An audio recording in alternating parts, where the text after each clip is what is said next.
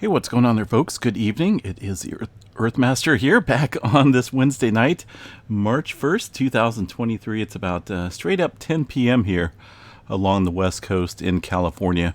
And I got the latest earthquake here, 2.6. Somewhere around the globe, looks like around Turkey. Activity still continuing there following the large-scale movement a couple weeks now back there in that area. We did see a little bit of movement and some uptick in earthquake activity here. Looks like right around the Mexico region. Did see a 5.7 coming in. Let's go ahead and check out some specifics here on the USGS map. They're only showing a small percentage of activity. There's that 5.7 coming in just earlier this evening, inland into the Mexico area. Prior to that, we did have a 4.1 here in the Gulf of, I'm not for sure how to pronounce that, but either way, a little bit of uptick across this area, northern end of the Middle America Trench. And it looks as though there may be another earthquake or so in that mix there that the USGS is not showing. Also a little bit of activity further south along the plate boundary. Looks like just off the coast of Nicaragua and Costa Rica area. Seeing some movement as well. So regional uptick across this area today. The Puerto Rico region around the Caribbean plate.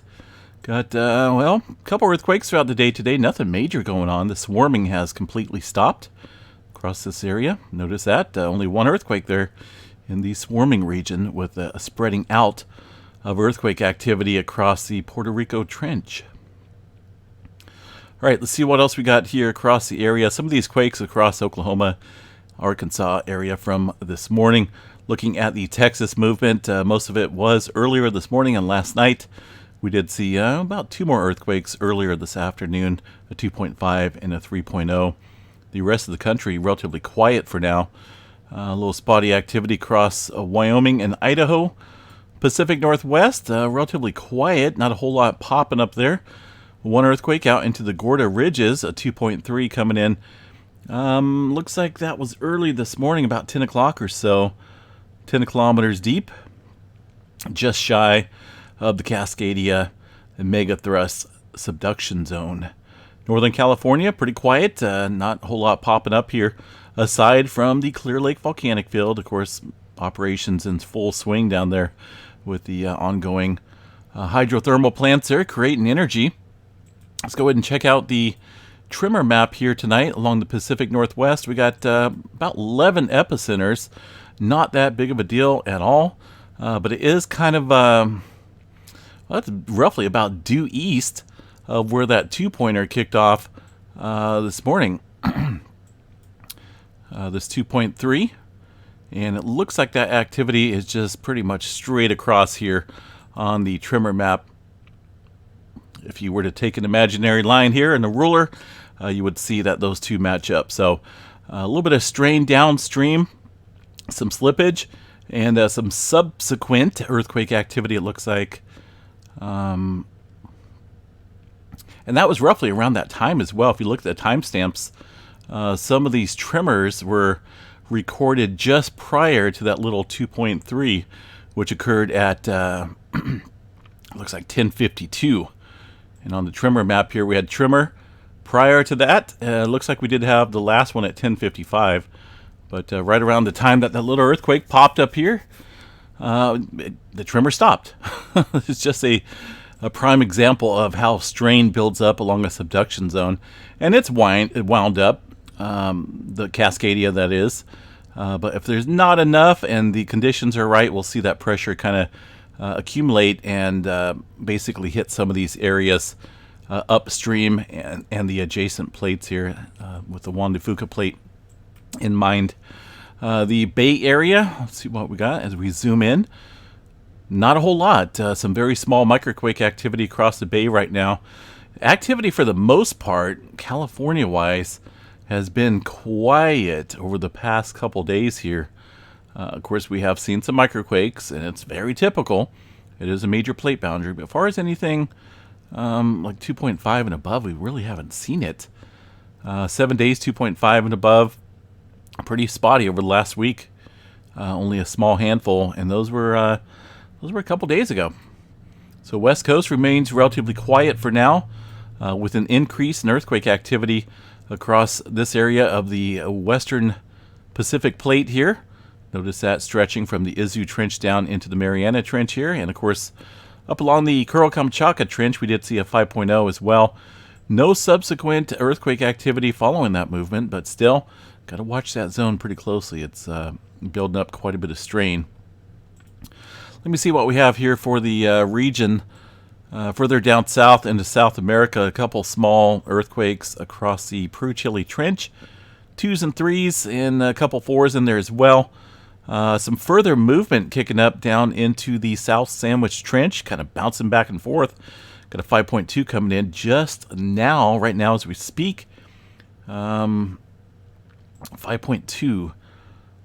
It seems as though this area is accumulating quite a bit of strain on both sides over the last 7 days. We've seen... Has it been over 7 days? I could have swore there was a couple more earthquakes up here. Let's see, 30 days? There we go. We did have a little cluster of earthquake activity up here at the northern end of the South Sandwich Trench. But it has kind of bounced back here this morning, and now we're getting that further activity much further inland. I'm trying to think here if we've seen any 6-pointers here recently around this area. With this type of setup, you got to watch this, the main subduction zone area, the trench region, South Sandwich Trench up here, for some further activity as this setup is continuing into the evening tonight here. So, all right, let's see what else we got. Alaska area, a couple small earthquakes, but again, nothing major going on up there. Most of the activity through the Cook Inlet area. 1 earthquake across the Aleutian Trench, a 3.1 early, much earlier this morning. The big island of Hawaii got 1 earthquake outside of the Loihi Seamount, 2.3, 48 kilometers deep. And most of the activity confined here to the Pahala area, although we're getting a little bit of movement up here around the Helena Slump. That's another interesting scenario. Should that, should that create some havoc out here? I did cover a little video on this, the potential of this thing completely collapsing out into the Pacific. There's a couple questions and what ifs, but I did go into some detailed info about that Helena fault system, the Helena slump, and the mega tsunami potential. I think I'll include that at the end of this video as a up next video, so make sure you watch that if you haven't. But yeah, a little bit of activity stretching up there throughout the day today. All right, what else we got here? Papua New Guinea area. Looks like a couple 4s and even a 5-pointer from earlier today. A look here at the earthquake globe here. EMSC model showing some smaller quakes in the white rings across this area of the Java Trench southern end. We did see a 5.1 pop up here. Relatively deep as well. Let me show you guys here on the map. Into the, it looks like is it inland or off the coast? Yeah, it's inland. The Sumatra, Indonesia area. See some big earthquakes out here historically. This region has been really quiet in terms of earthquake activity here recently. This one occurring 92 kilometers deep, 5.0. Adding further strain and stress up here along where the the stress normally accumulates upstream. So we'll continue to watch that here, this whole plate boundary, for some further activity. A little bit of movement in Turkey today, of course, as noted on the globe. And looks up here around the Armenia area, 4.3 coming in. Actually, it looks like it's on the Georgia side. But 7.1 kilometers for that 4.3. And the EMSC model pretty much verifying that data as well. A couple other smaller quakes across the Mediterranean, but overall seismic activity just about moderate for now in this region. All right, let's see what else we got. 2.7 coming into Hawaii as we speak. New Zealand, a couple 3s down there. see what we got here. Let's go over here to the GeoNet servers, and we'll take a look. 2 hours ago, that 3.1, 21 kilometers deep. A little bit of activity south island as well. Let's see.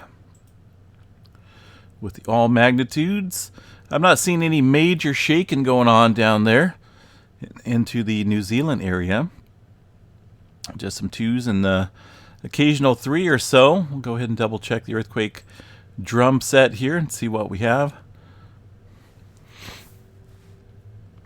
Let's see. Not a whole lot. Little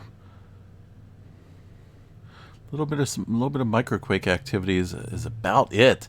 Not seeing any major adjustment taking place out there currently in New Zealand. And a quick glance here at the volcano drums. Well, looks like there's some earthquake activity. I believe those are the they're kind of showing up here on a couple of these stations. These are from last night. Some 3s, I believe, popped up out there. But as far as local seismic activity, Taupo supervolcano, quiet as can be for now. All right, space weather activity still shows. Well, what happened to the? Well, there's a radio blackout. That information blackout tends to happen. You can kind of see it a little bit better on this map.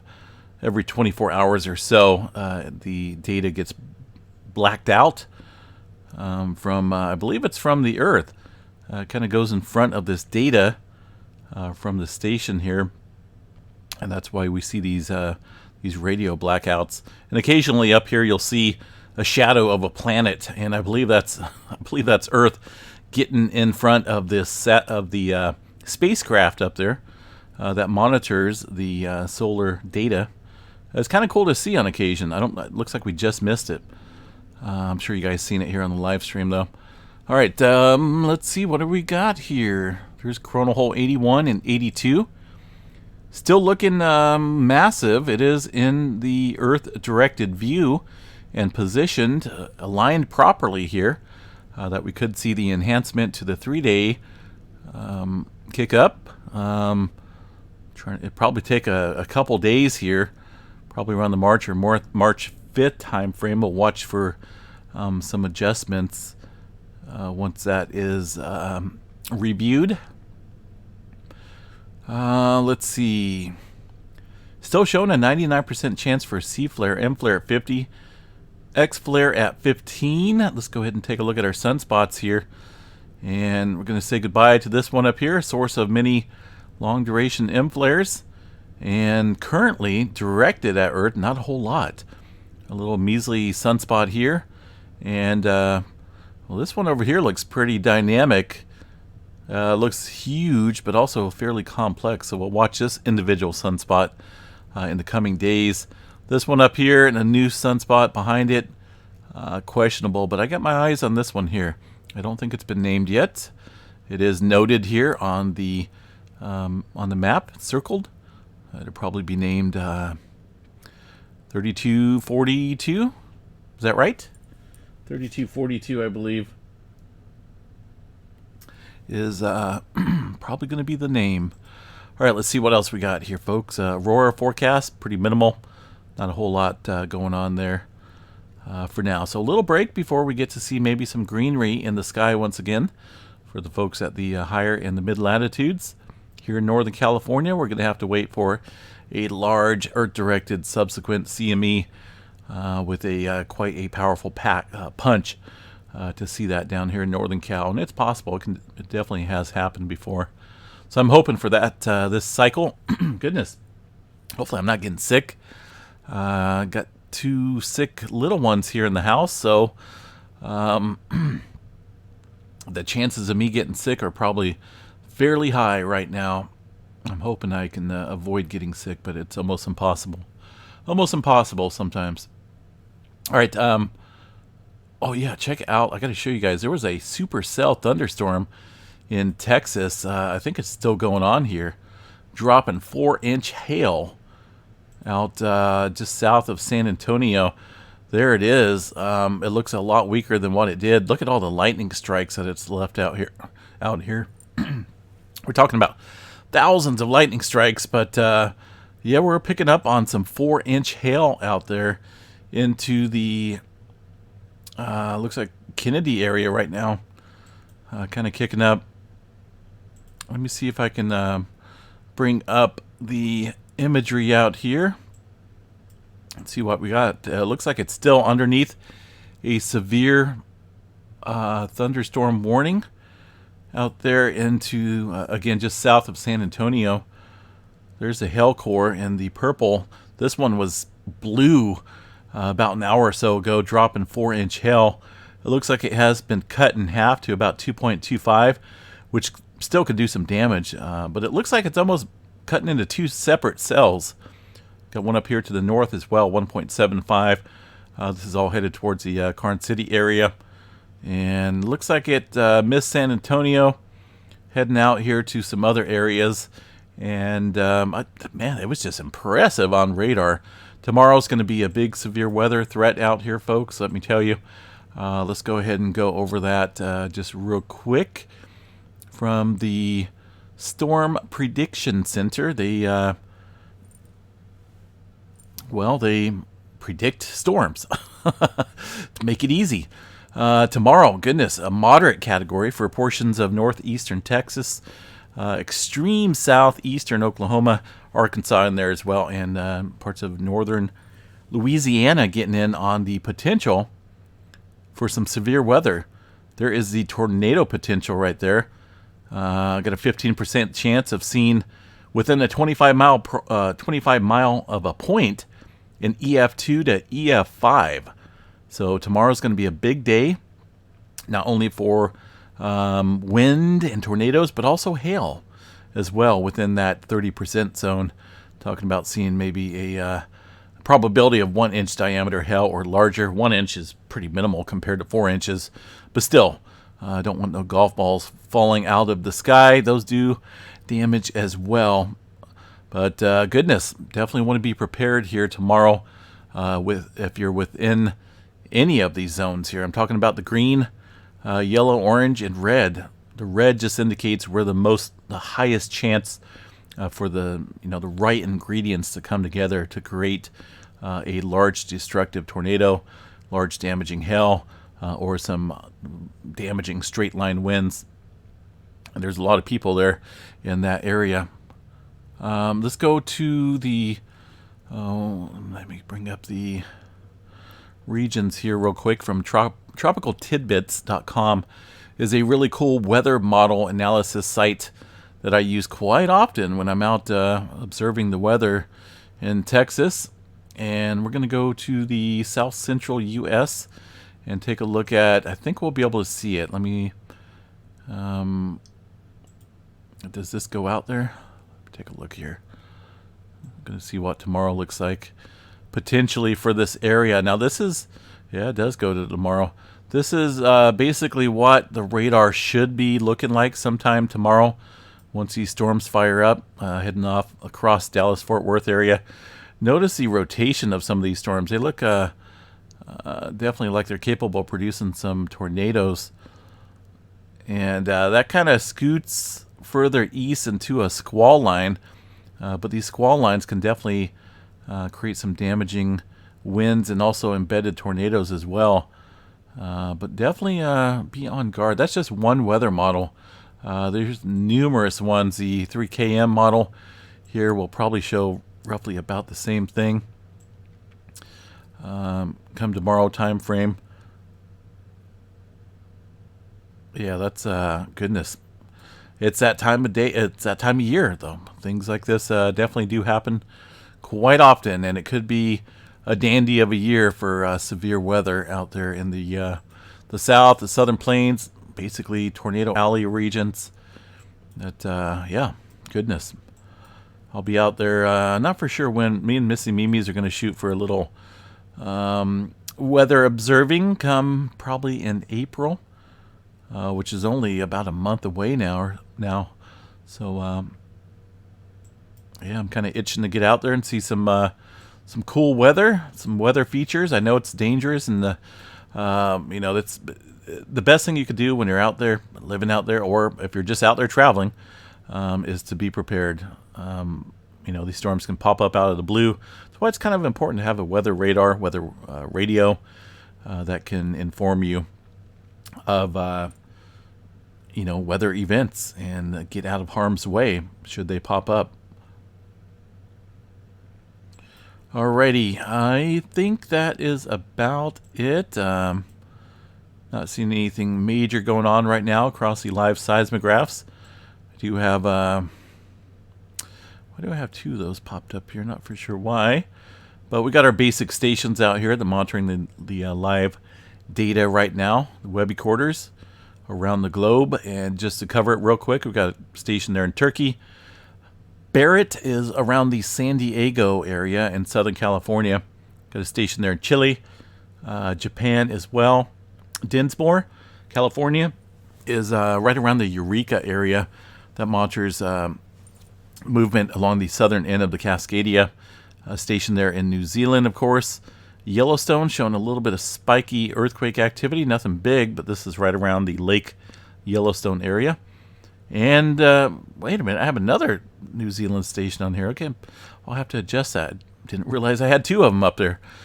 Alrighty, folks, have a good night and stay safe out there. We will chat you guys sometime tomorrow, I suppose. I wonder if my hotkeys are working. Maybe they are, maybe they're not. Tonight looks like one of those nights that they're not working. All right. Have a good one. We'll catch you guys back here sometime tomorrow. Look at that, 4.5 coming in into the Japan area, into our very active zone. This one coming in 40 kilometers deep. Keep an eye on the Kuril Kamchatka Trench up here, folks. I'll catch you guys a little bit later on. Have a good one.